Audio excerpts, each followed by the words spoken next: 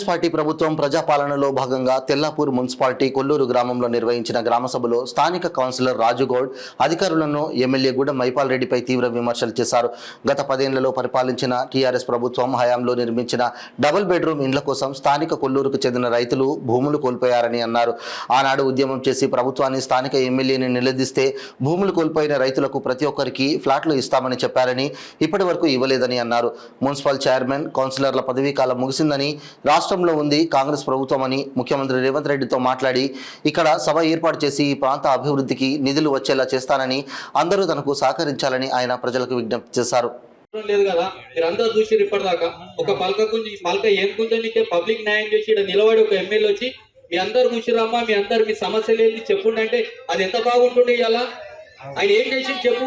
ఒక రోడ్డు గురించి ఎవడైతే అధికార పార్టీలు ఉన్నారో వాళ్ళ ఇంట్లో ముందే రోడ్డు బాగలేడు, వాడు చెప్పుకోడు. ఎందుకంటే వీడు మనోడు ఎంతసేపు మనోడు అంటుడు, కానీ సమస్య ఎలా మనం కొట్లాడి పబ్లిక్ అన్యాయం చేసినట్టు అయిపోయింది.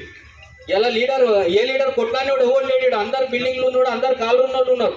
కానీ వాళ్ళందరూ ప్లాట్ పోయిన గరీబ్ వాళ్ళందరూ ఇక్కడ నిలబడరు. మరి ఎక్కడ పోయినా ఇప్పటిదాకా లీడర్, కొల్లూరు ఉన్న లీడర్ ఎక్కడ పోయి నిలబడాలి కదా.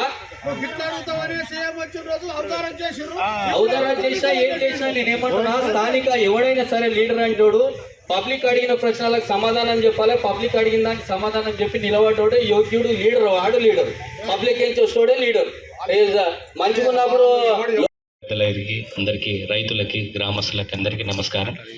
ఈరోజు దొంగతనంగా ఒక 70-80 మంది పోలీసు వాళ్ళని పెట్టిండు. అక్కడ దాకా కథం వెళ్ళిపోయి ఇట్లా గుంజిండు 2 ట్రిపుల్ తిండి.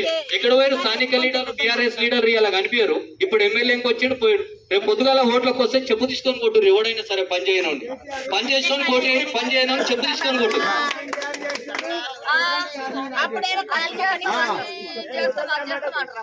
కాబట్టి మీరు అందరు దయచేసి చెప్తున్నా, మీ అందరికీ, మీ గరీబులందరికీ న్యాయం జరిగేటట్టు పోరాటం. ప్రభుత్వం 10 సంవత్సరాలు ఆయన పాలన చేసిండు. ఆయన ఒక ఎమ్మెల్యే, స్థానిక ఎమ్మెల్యే ఇక్కడ నిలబడి ఈడికి వచ్చిండు. ఇంత పెద్ద గ్రామ సభ టెంట్ వేసిండు. ఆయన ప్రేర్లు ఒక్కనాడు టెంట్ వేసిండు. ఏది ఆయన వేసిన టెంట్ ఒకటే, ఏది రైతు రుణమాఫీ రోజు ఒక టెంట్ వేసిండు. ఆడొక అర్ధగంట సేపు నిలబడ్డాడు, వెళ్ళిపోయింది. ఇప్పటి వరకు ఇక్కడ ఉన్న స్థానిక లీడర్లు, బీఆర్ఎస్ లీడర్ స్థానికులు, ఈ లుచ్చనా కొడుకులంతా ఈ ఊరుండ లుచ్చనా కొడుకులు చేసి ఇదంతా వ్యవస్థ ఖరాబ్ అయింది. అప్పుడు అట్లా ప్లాట్లు కూడా కొట్టింది మొత్తం.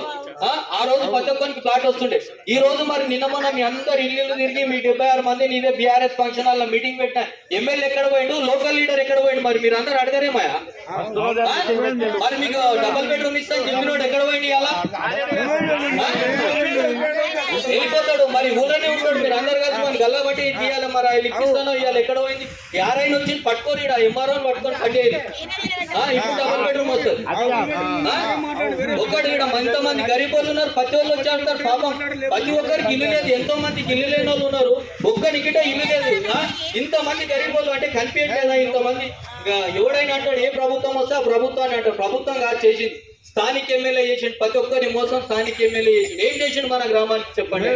ఆయన చేసింది ఒకటే, నేను చెప్తున్నా, ఆయన చేసింది మంచి పని ఒకటే, మనకు చేసింది ఒకటే. అంబేద్కర్ విగ్రహం పెట్టిండు ఆయన. ఇంకొక పని ఏమి చేయలేదు. ఇప్పటివరకు మీ అందరు తెలుసు, గతంలో కాంగ్రెస్ పాలన ఉన్నప్పుడు ప్రజాపాలన నడిచింది. 13 నెలలకు ఒక మీటింగ్ నడుస్తుండే. మరి ఎక్కడ పోయినా లెక్కలు అవన్నీ మీరు ఎవడు అడుగుతలేడు.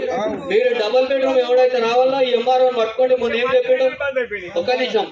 ఇప్పటి వరకు ఒక మాంజూర చుక్క నీళ్ళు రాదు. అవతలకు బెంచాల రోజులకు ఇస్తాడు ఈ చైర్మన్. అయిపోయింది. ఇంకా 28 తారీఖు నుంచి అన్ని పాలనలు అయిపోయింది. కాబట్టి మనకు మంచి రోజులు వచ్చినాయి.